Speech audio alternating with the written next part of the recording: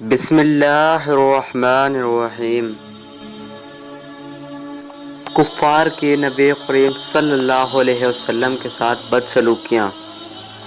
ایک روز ان حضرت صلی اللہ علیہ وسلم بیت اللہ میں نماز پڑھ رہے تھے کہ عقبہ بن ابی معیط آیا اور آتے ہی اپنی چادر اتار کر رسول اللہ صلی اللہ علیہ وسلم کے گلے مبارک میں ڈال دی اور پیش در پیش دینے شروع کر دیے۔ آپ صلی اللہ علیہ وسلم کا دم گھٹنے لگا۔ اتنے میں ابو بکر صدیق رضی اللہ عنہ کو پتہ چلا۔ وہ تشریف لائے اور دھکے دے کر اس ملعون کو ہٹایا۔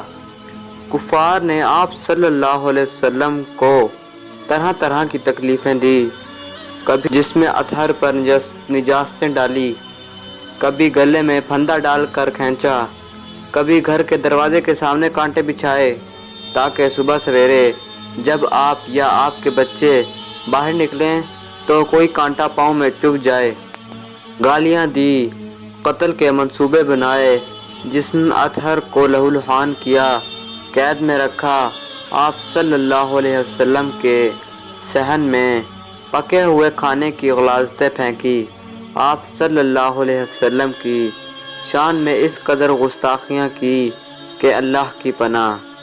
کبھی پاگل کہہ کر پکارا اور کبھی جادوگر، نعوذ باللہ، کبھی مذمم کہا اور کبھی شاعر، اللہ کی پناہ۔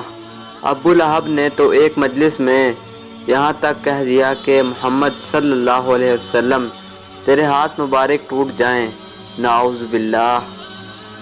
سرور کائنات حضرت محمد صلی اللہ علیہ وسلم پر کس قدر سختیاں کی گئیں، صرف اور صرف دین کی بنیاد پر۔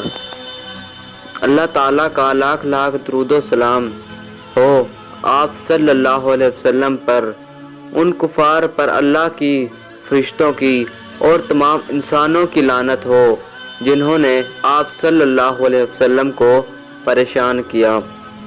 آمین یا رب العالمین۔ میری بیٹی رو نہیں، اللہ تیرے باپ کا حامی ہے۔ ایک روز قریش کے ایک باش نے سر بازار حضور اکرم صلی اللہ علیہ وسلم کے سر مبارک پر مٹی ڈال دی۔ آپ صلی اللہ علیہ وسلم اسی حال میں گھر تشریف لے گئے۔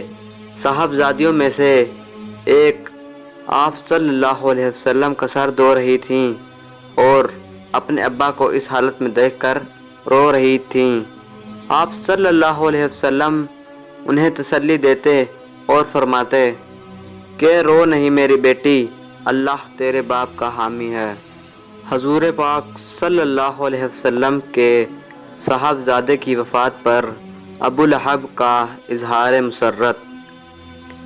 ابو لہب کے خبث باطن کا یہ حال تھا کہ جب رسول اللہ صلی اللہ علیہ وسلم کے صاحبزادے حضرت قاسم کے بعد دوسرے صاحبزادے حضرت عبداللہ کا بھی انتقال ہو گیا تو یہ اپنے بھتیجے کے غم میں شریک ہونے کے بجائے خوشی خوشی دوڑتا ہوا قریش کے سرداروں کے پاس پہنچا اور ان کو خبر دی کہ لو، آج محمد صلی اللہ علیہ وسلم بے نام و نشان ہو گئے۔